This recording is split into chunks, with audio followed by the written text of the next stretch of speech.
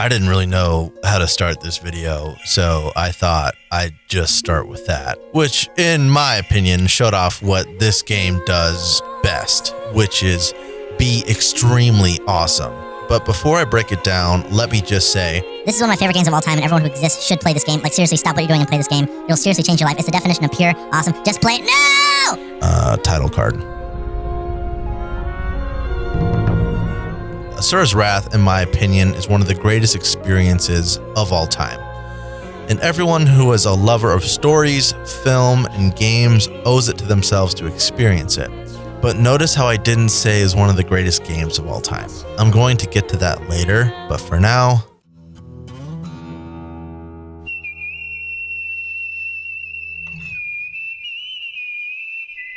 Asura is one of the 8 guardian generals / demigods who task themselves with protecting the world from the spirits known as the Goma. After one particular battle, Asura is betrayed by the other 7 guardians and they steal his daughter, leading to...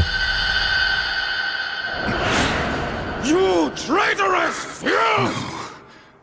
It wasn't me! I have decided to save What is Asura. this? What great rebirth! Father! Mithra! Dagger! Your death shall be the foundation of my new world.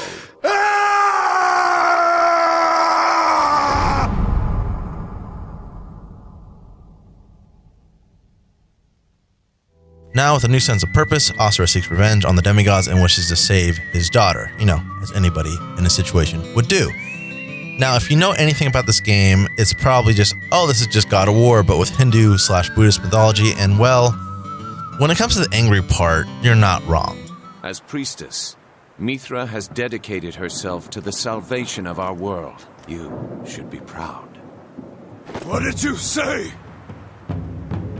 Be proud of Mithra's suffering. Yes, and I will say it again.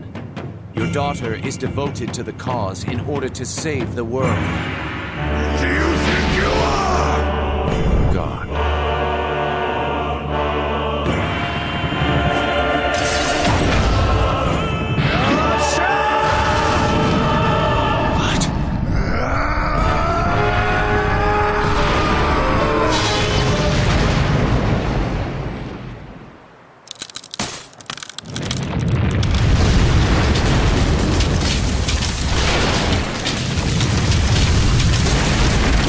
I think I even heard a rumor that Gavin O'Brien started coughing up blood from screaming so much during this game, which doesn't surprise me.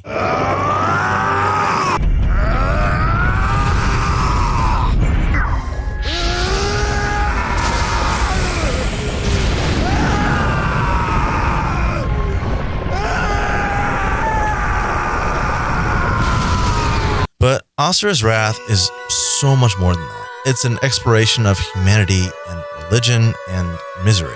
What is morality? And what does it mean to put your needs before everyone else's? Does suffering equaling peace negate that suffering? That's a question that's asked repeatedly throughout the game, leaving the players to find that answer within themselves.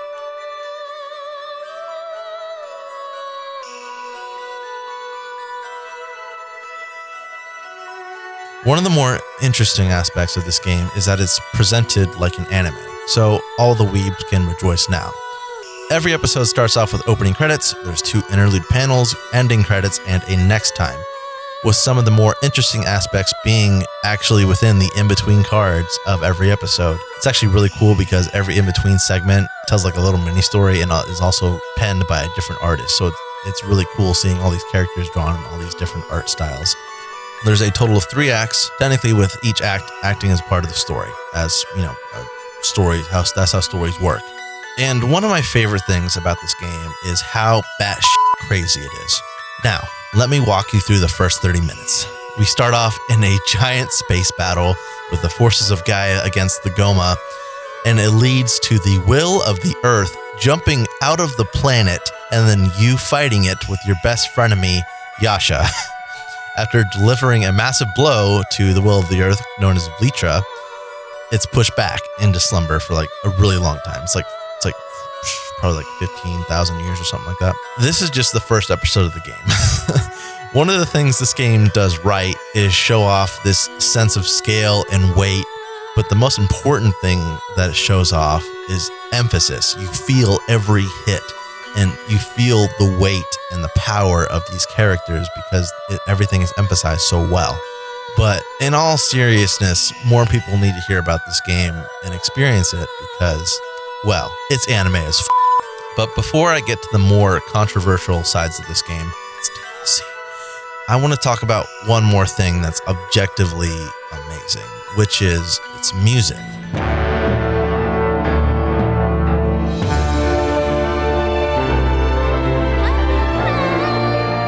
This game is one of my favorite video game soundtracks of all time and is Soulsborne Sekiro level in terms of its music quality. It really gives a level of grandiose befitting of the clashing of gods, from the main theme to Yasha's more Western theme if he didn't have enough Sasuke vibes, and to its more quiet moments. That's another thing this game does exceptionally well. A lot of the bombastic scenes are bookmarked with really quiet moments of reflection. For example, before one of the best boss fights in the game, there's a whole level dedicated to you being in a hot spring.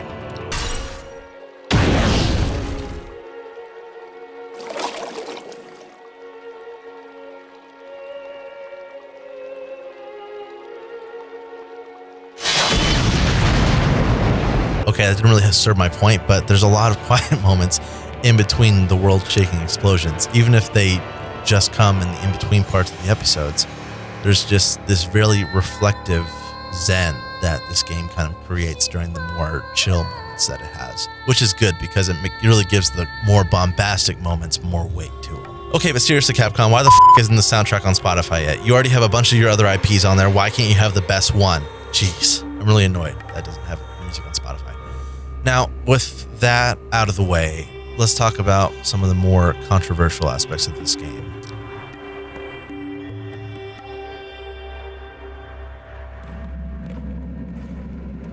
It's gameplay. I'm going to be very straight up and honest with you. This game isn't for everybody, and its biggest hurdle for most people is going to be its gameplay. While it's a completely serviceable beat 'em up, it's not exactly a gameplay heavy game. Instead, choosing to rely on QuickTime events and cutscenes, with the main goal being to immerse you in the ridiculous action taking place before your eyes, told alongside an amazing story taking place. The QTE buttons are mapped to the same buttons that you use during combat, so it's not a guessing game, but more of a predictable action based on what's happening on screen. This game actually does a weird trick with its QuickTime events, making you feel the weight of each blow during the cinematic events.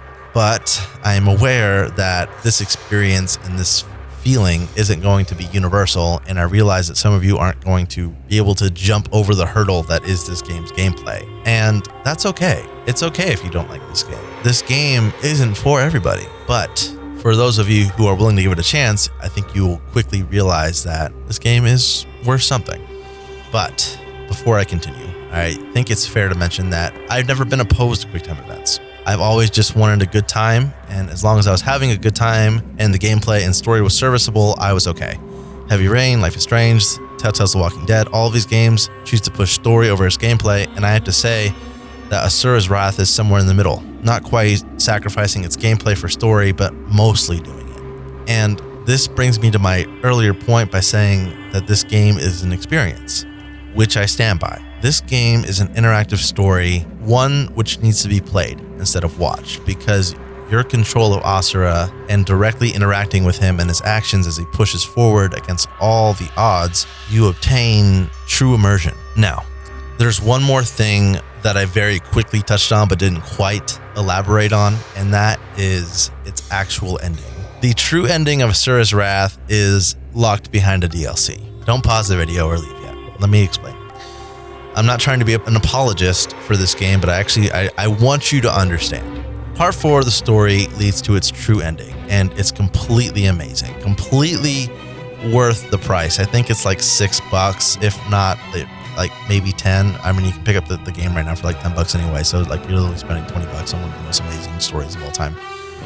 Anyway, while I am completely against this type of business practice, I heard the stories onto why they chose to end the game this way, and it was because it didn't sell well, and the DLC was going to be the sequel or what the sequel turned out to be, but because they didn't sell well, they made it the sequel to DLC. And another thing I have to mention about the DLC is that there's a lot of it, and some of it is weird.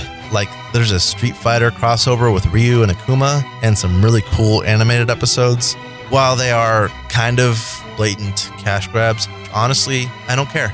I love this game for all its flaws, and if you're open to it, I think you'll truly love this game as well. The reason why Asura's Wrath is so important is because there will never be another game like it. Asura's Wrath is a product of its time in that it came out when studios were allowed to be a lot more experimental with the games they were making.